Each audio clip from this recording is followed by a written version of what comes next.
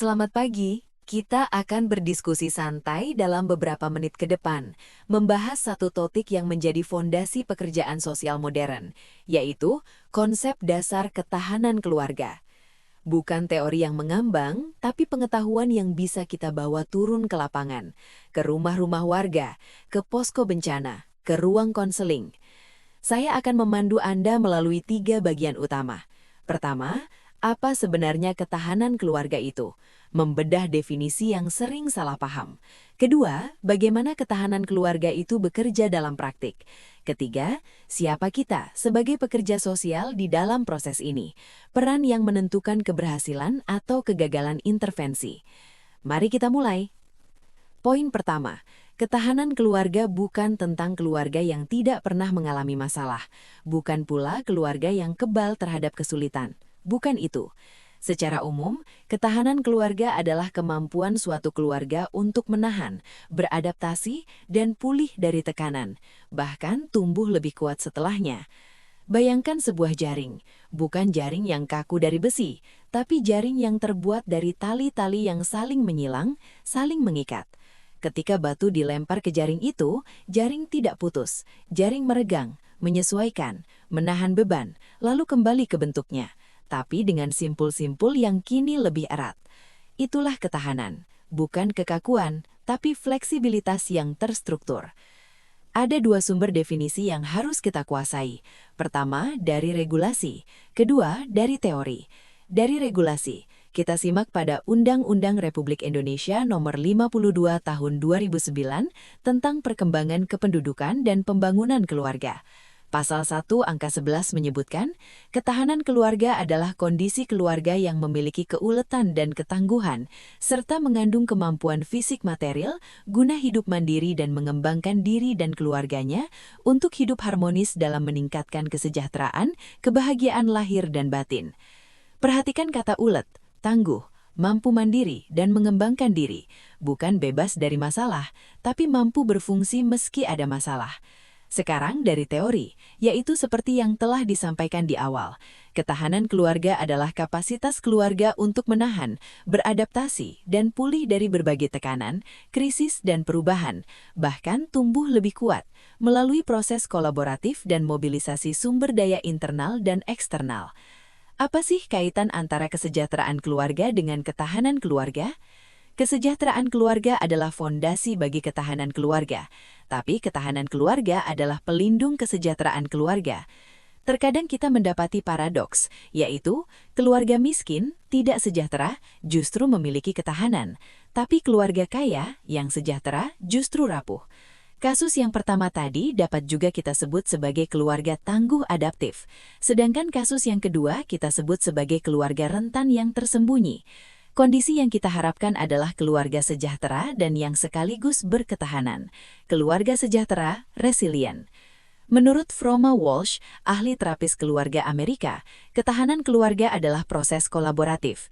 3 kata kunci, proses, kolaboratif, dan transformasi. Proses artinya dinamis, terus bergerak, bisa dibangun. Kolaboratif artinya bukan usaha individu, tapi seluruh anggota bersama-sama.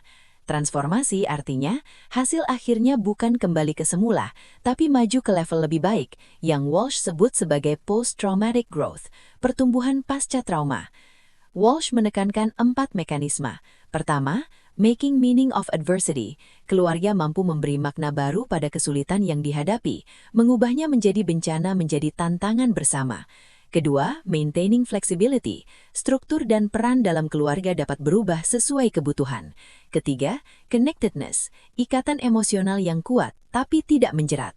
Keempat, mobilization of resources. Kemampuan mengakses sumber daya internal dan eksternal. Jadi ringkasnya adalah, ketahanan keluarga itu seperti bantalan, menyerap benturan, meredam getaran, memulihkan bentuk, bukan batu yang keras dan rapuh, tapi jaring yang lentur dan kuat. Sekarang, poin atau bagian kedua. Mari kita bahas bagaimana proses terjadinya ketahanan keluarga itu. Saya akan menggunakan analogi tangga dengan 4 anak tangga. Setiap anak tangga adalah tahapan yang harus dilewati. Dan kita sebagai pekerja sosial harus tahu di tangga mana suatu keluarga itu berada saat kita datang. Anak tangga pertama, identifikasi faktor pemicu krisis. Ini bisa berupa kemiskinan, konflik, perceraian, bencana alam, atau pemutusan hubungan kerja, yang akan saya contohkan sebentar lagi. Pemicu ini seperti goncangan yang membuat keluarga kehilangan keseimbangan. Bukan salah keluarga, tapi kondisi struktural dari luar keluarga. Anak tangga kedua, proses respon ketahanan keluarga. Disinilah keluarga mulai bereaksi. Ada 3 strategi. Adaptasi, anggota keluarga menyesuaikan diri dengan kenyataan baru. Coping, strategi konkret tiap anggota keluarga menghadapi masalah. Bisa berupa mencari informasi, mencari bantuan, atau mengatur emosi. Dan making meaning, tiap anggota keluarga memberi makna baru pada pengalaman sulit yang sedang dihadapi. Anak tangga ketiga, mekanisme ketahanan keluarga itu sendiri.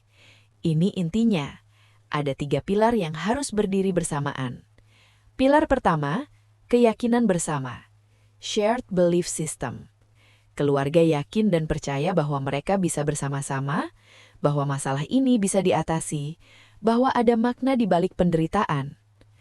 Pilar kedua, komunikasi positif.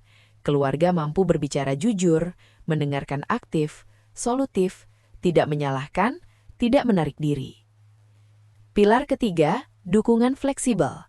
Kemampuan mengakses sumber daya internal, yaitu dari sesama anggota keluarga, dan sumber daya eksternal, yaitu dari komunitas serta institusi. Anak tangga keempat, yaitu transformasi positif. Ini hasil akhirnya. Bukan keluarga kembali ke keadaan semula, tapi keluarga itu tumbuh dan berkembang. Lebih kuat, lebih terhubung, lebih mampu menghadapi tantangan mendatang. Sekarang, mari kita buatkan pemisalan yang konkret. Ada sebuah keluarga. Kepala keluarga, Pak Budi, baru di-PHK dari pabrik tekstil setelah 20 tahun bekerja. Istrinya, Ibu Siti, sebelumnya ibu rumah tangga yang sesekali berjualan kue. Anak pertama, Rina, lulusan SMK Tata Boga, baru 3 bulan bekerja di sebuah kafe dengan gaji 2 juta rupiah. Anak kedua, Dedi, kelas 2 SMK Teknik Mesin. Suatu pagi, Pak Budi pulang dengan surat pemutusan hubungan kerja. Tabungan hanya cukup untuk 2 bulan. Cicilan rumah dan motor masih 5 tahun lagi.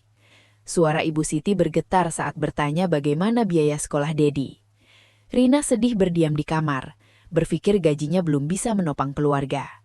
Dedi mendengar dari balik pintu, jantungnya berdebar cemas karena sekolahnya bisa terputus. Inilah anak tangga pertama. Ada faktor pemicu. PHK mendadak, sehingga syok ekonomi dan psikologis, hilangnya identitas Pak Budi sebagai provider, ancaman kehilangan aset, dan stres yang dapat berkepanjangan. Bagaimana keluarga ini naik ke anak tangga kedua? Pak Budi punya pilihan, bisa jatuh ke depresi, alkohol, atau kekerasan dalam rumah tangga. Tapi bayangkan, ia memilih duduk bersama semua anggota keluarganya, Ibu Siti, Rina, dan Dedi di ruang tamu. Suaranya bergetar tapi tegas. Saya tidak punya pekerjaan lagi, tapi saya masih punya kalian. Dulu sebelum ke pabrik, kita juga hanya usaha kue. Kita bisa mulai lagi. Ini adaptasi, menerima kenyataan tanpa pasrah. Ibu Siti menambahkan, kita pernah susah tapi lolos ujian, sekarang juga pasti bisa. Ini making meaning, mengubah PHK dari hukuman menjadi ujian atau kesempatan reorientasi. Rina berbicara, saya bisa bantu ayah. Memang gajiku kecil dan itu pasti tidak cukup, tapi bisa kita pakai. Dedi menyahut, saya bisa cari kerja paruh waktu di hari Minggu. Sekolah saya tetap jalan. Saya juga bisa bantu operasional usaha kue. Ini komunikasi positif. Jujur, tidak menyalahkan, solutif, setiap anggota menyuarakan kapasitas dan batasannya. Kemudian mereka mengakses sumber daya. Tetangga sebelah beri info lowongan kerja. Saudara di kampung pinjamkan modal awal. Koperasi karyawan bantu proses pesangon. Rina membuatkan akun media sosial untuk pemasaran kue. Dedi membantu antar pesanan dengan motor. Ini dukungan fleksibel, internal dari anggota keluarga, eksternal dari jaringan sosial, institusional dari koperasi dan juga dari program pemerintah. 3 tahun kemudian, Bayangkan suara yang lebih riang. Mereka telah memiliki usaha catering kecil dengan 3 karyawan. Rina menjadi chef junior dengan gaji stabil. Dedi lulus SMK dan kuliah sambil kerja. Rumah lunas, motor lunas. Keluarga ini bukan kembali ke keadaan semula, tapi telah bertransformasi ke level yang lebih baik. Jauh lebih baik dari sebelumnya. Itulah anak tangga keempat, transformasi positif.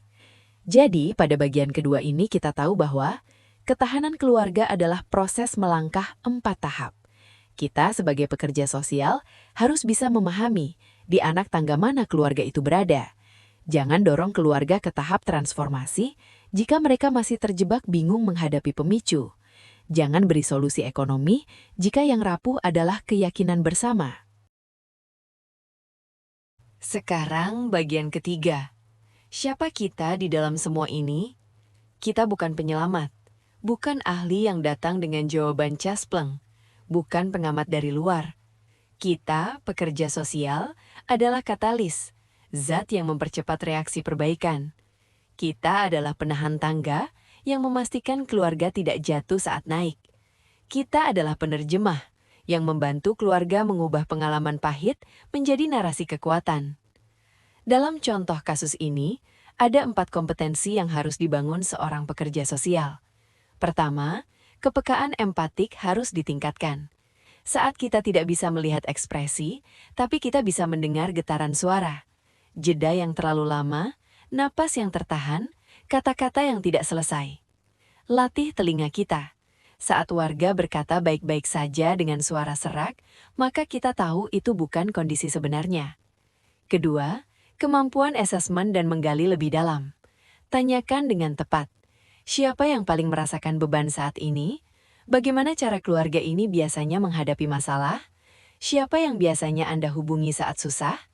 Pertanyaan-pertanyaan ini penting saat memetakan modal sosial dan identifikasi strategi coping. Ketiga, analisis sistemik. Jangan lihat individu, dengar sistem atau keseluruhan. Jika ibu mengeluh tentang anak yang bandel, tanyakan, bagaimana hubungan suami istri? Apakah anak menjadi triangulation, peredam atau justru pemicu konflik orang tua? Jangan obati anak, obati sistem. Keempat, strategi intervensi yang realistis. Jangan janjikan apa yang tidak bisa kita beri. Jangan datang sekali lalu hilang. Bangun kepercayaan perlahan, seperti menyusun simpul jaring satu persatu. Keterlibatan kita mungkin panjang, mungkin singkat, tapi harus bermakna. Satu hal lagi, ketahanan keluarga adalah konsep netral. Bisa dipakai untuk membebani keluarga, kalian harus kuat.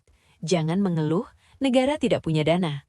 Ini yang disebut responsibilization, memindahkan tanggung jawab struktural ke pundak individu. Kita harus waspada.